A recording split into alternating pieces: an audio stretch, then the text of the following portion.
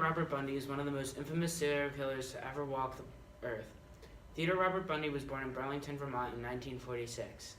He was adopted by his grandparents, and to hide the fact that he was an illegitimate child, his grandparents told him that his mom was actually his older sister. A few years later, Ted and his mom moved back to Tacoma, Washington, where Eleanor met Johnny Bundy. They married in 1951.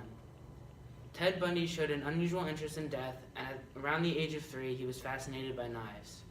He was a smart student but very shy and did not interact well with his peers. As a teenager, a darker form of Ted Bundy appeared.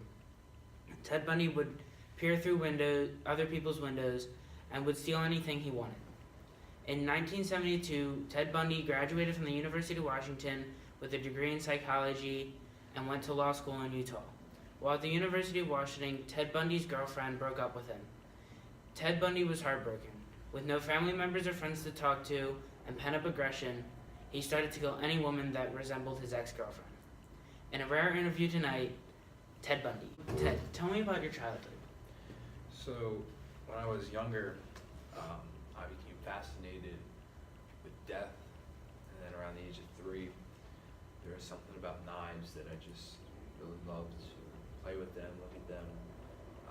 But I mean, in school, I was a good student, so no one ever thought anything of it.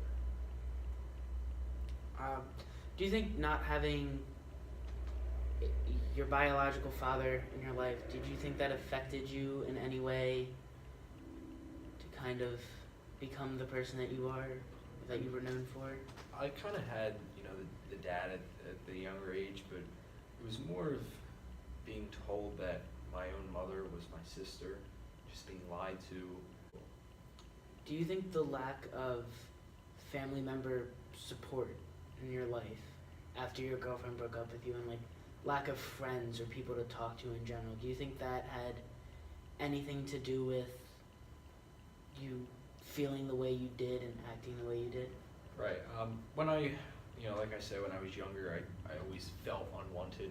And then when I finally thought I'd found that person in my life and she just left me, I was heartbroken. I had no one to turn to.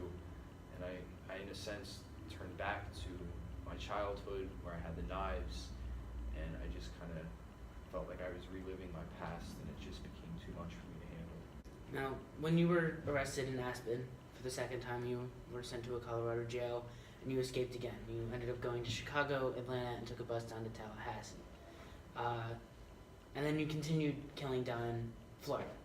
So why, after escaping a second time, which would seem like a gift to many other prisoners or murderers, is like a second chance, and they might not do what they did the first time, why would you continue to kill people if you knew that you could probably get away and never be caught again?